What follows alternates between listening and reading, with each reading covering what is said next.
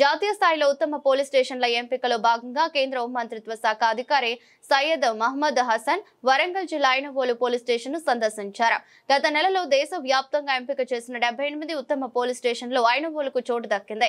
ఈ సందర్భంగా ఆన్లైన్ రికార్డులు, కేసుల నమోదు విధానం, ఫిర్యాదుదారులకు అందిస్తున్న సేవలు, సైబర్ నేరాలపై అవగాహన కార్యక్రమాలు, చిన్నారులకు ఏర్పాటు చేసిన సదుపాయాలు వంటి 19 అంశాలను ప్రత్యక్షంగా పరిశీలించారు.